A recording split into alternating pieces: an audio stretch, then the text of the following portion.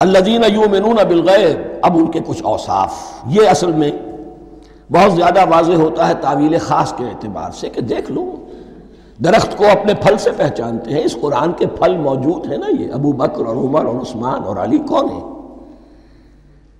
یہ جو مہاجرین آئے ہیں چل کر، مدینے والوں دیکھو یہ کون ہیں، ان کی شخصیتیں کیا ہیں، ان کا کردار کیا ہے، ان کے اوصاف کیا ہے، یہ کس درخت کے پھل ہیں، یہ اس بینہ کے پھل ہیں، یہ اس ذکرہ کے پھل ہیں۔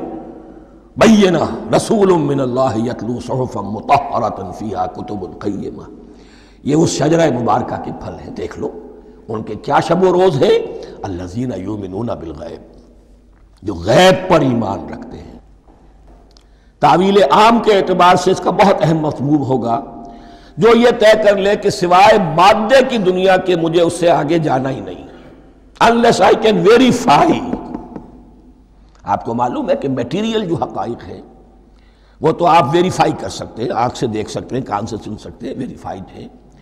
جو یہ سمجھ لے گا کہ اس کے بیونڈ کچھ نہیں ہے، اس کے لیے قرآن میں کوئی ہدایت نہیں۔ ہدایت قرآنی کا نقطہ آغاز یہ ہے کہ انسان یہ سمجھ لے کہ جو اصل حقیقت ہے وہ مستور ہے، نگاہوں سے چھپی ہوئی ہے، سامنے جو کچھ نظر آ رہا ہے۔ ایک انگلستان کے بہت بڑے فلسفی کی کتاب کا عنوان ہے appearance and reality, reality and appearance, Bradley کی کتاب۔ اپیئرنس جو کچھ نظر آ رہا ہے یہ حقیقت نہیں، حقیقت اس کے پیچھے ہے۔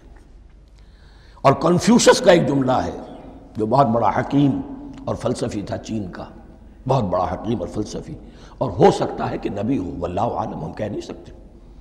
اس کی تعلیم بڑی اخلاقی تعلیم ہے، اور اس کا جملہ سنیے، یہ یؤمنون بالغیب کی اس سے زیادہ صحیح تشریح ممکن نہیں۔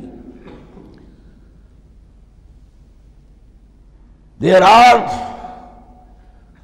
certain things, there's nothing more real than what cannot be seen, and there's nothing more certain than what cannot be heard۔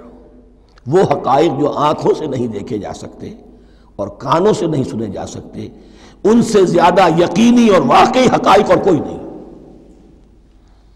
There's nothing more real than what cannot be seen, and there's nothing more certain than what cannot be heard۔ الذین یؤمنون بالغیب۔